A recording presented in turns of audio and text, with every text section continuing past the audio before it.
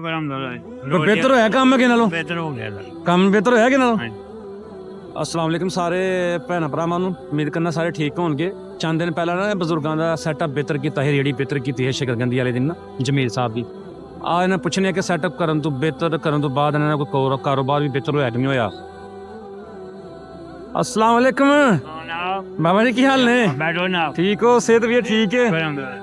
कैसा काम फिर? ठीक है शुक्र ਕੋਈ ਬਿਹਤਰ ਹੋਇਆ ਕੰਮ ਅੱਗੇ ਨਾਲੋਂ? बेहतर हो गया ਕੰਮ ਬਿਹਤਰ ਹੋਇਆ ਕਿ ਨਾਲੋਂ? ਚਲੋ ਬਸ ਇਹੀ ਨਾ ਸਿਸਟਮ ਦਾ ਥੋੜਾ ਸਾਫ ਸੁਥਰਾ ਹੋਣ ਨਾਲ ਚਲੋ हाँ जी ਕੰਮ ਬਿਹਤਰ ਹੋਣਾ ਚਾਹੀਦਾ, ਤੁਹਾਡਾ ਰੋਜ਼ਗਾਰ ਬਿਹਤਰ ਹੋਏ। ਚਲੋ मेहरबानी ਹੋਰ बैठो चल ਮਿਹਰਬਾਨੀ, ਇਹ ਗੱਲ ਕੋਈ ਨਹੀਂ। मेहरबानी ਚਲੋ ਜੀ, ਤੁਹਾਡੀ ਬਸ ਵੀ ਤੁਹਾਨੂੰ ਦੁਆਵਾਂ ਯਾਦ ਰੱਖਣਾ ਹੈ। ਇਨਸ਼ਾਅੱਲਾ ਹੋਰ ਵੀ ਮਜ਼ੀਦ ਜੋ ਹੁੰਦਾ ਰਹੇਗਾ ਨਾ, ठीक ਔਰ ਮੈਂ ਤੁਹਾਡੇ ਕੋਲ ਆਂਦਾ ਜਾਂਦਾ ਰਹਾਂਗਾ, ਤੁਹਾਡੇ ਨਾਲ ਵੇਖਦਾ ਕਰਾਂਗਾ, ਤੁਹਾਨੂੰ ਮਜ਼ੀਦ ਬਿਹਤਰ ਹੋਰ ਕਰਾਂਗੇ। ਦੇਖਾਂਗੇ ਸਰਦੀਆਂ ਨੇ ਤੁਹਾਡੇ ਲਈ ਮਜ਼ੀਦ ਹੋਰ ਕੀ ਹੋ ਸਕਦਾ ਹੈ। ठीक है मेहरबानी ਠੀਕ ਹੈ ਨਾ? ਇਹ ਹੁਣ ਤੁਹਾਡੇ ਮਾਸ਼ਾਅੱਲਾ ਭਾਂਡੇ ਛਾਂਡੇ ਸੋਹਣੇ ਲੱਗਣ ਦੇ ਨੇ ਹੈ। हाँ जी ਲੈ ਨਾਲੇ ਵੇਖੋ ਢੱਕਣ ਲੱਗਾ ਮੱਖੀ ਮੱਛਰ, ਚਲੋ ਉਧਰ ਨਾਲੇ ਛਤਰੀ ਨਾਲ ਖੂਬਸੂਰਤੀ ਨਿਕਲ ਆਈ ਹੈ।